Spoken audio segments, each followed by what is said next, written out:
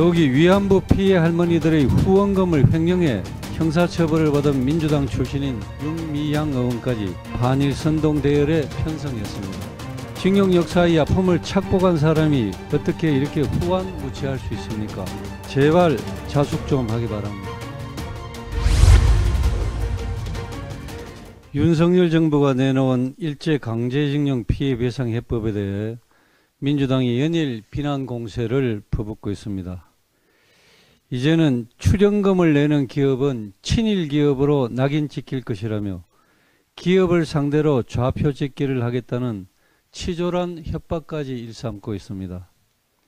지원재단에 기부하면 친일 기업이라는 식의 허무맹랑한 궤변은 국익은 뒤로 제쳐둔 채 외교마저도 어떻게든 정치적으로 악용해 보려는 민주당의 저열한 민낯을 그대로 보여주는 것이라고 생각합니다.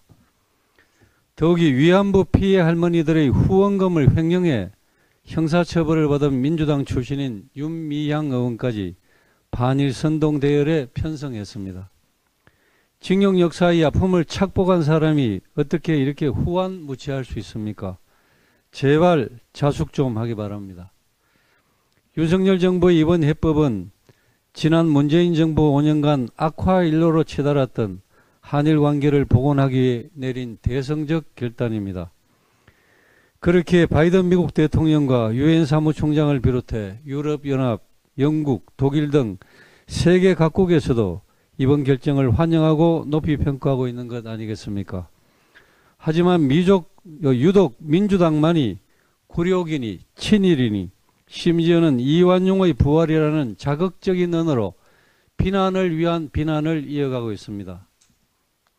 그럼 169석을 가진 제1야당 민주당은 이 문제를 어떻게 풀어야 되는지 그런 대책을 가지고 있는 것입니까? 자기네 정부에서 일만 저질러 놓고 대책은 없이 시간만 끌어 한일 관계를 사상 최악으로 만들어서 양국의 안보 경제에 심대한 피해를 끼친 것은 물론 양국 국민 감정까지 나쁘게 만들어 놓고 대책도 제시 못하면서 무책임하게 여론 호도에만 혈안이 되어 있는 민주당이 과연 공당이 맞는지 묻지 않을 수가 없습니다. 지금 대한민국의 안보 상황은 매우 엄중합니다. 북핵, 중국 패권주의, 반도체 문제 대응 등 양국의 협력이 어느 때보다도 절실한 상황입니다.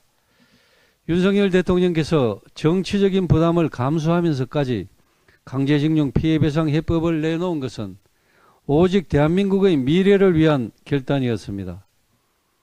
특히 대통령께서 오는 16일, 17일에 일본을 방문해 기시다 총리를 만난다고 합니다.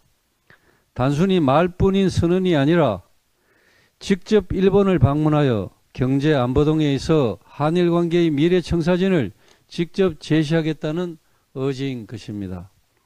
이제 공은 일본으로 넘어갔습니다. 국내 정치적 부담을 무릅쓴 윤 대통령의 방일이 양국 관계 발전에 도움이 되려면 일본의 호응이 필수적입니다. 윤 대통령의 이번 강제징용 해법과 방일이 미래지향적인 한일 관계를 만들 수 있을지 없을지는 이제 전적으로 일본에 달려있음을 분명히 합니다. 이제 우리는 한일 관계의 미래를 새롭게 써야 합니다. 진정한 그 길은 우리나라가 일본보다 부강한 나라가 되는 것입니다. 부강한 대한민국을 만들어 선조들의 한 맺힌 역사를 현 세대가 풀어주고 미래 세대가 풍요로운 대한민국을 설계할 수 있도록 그 기반을 만들어줘야 합니다.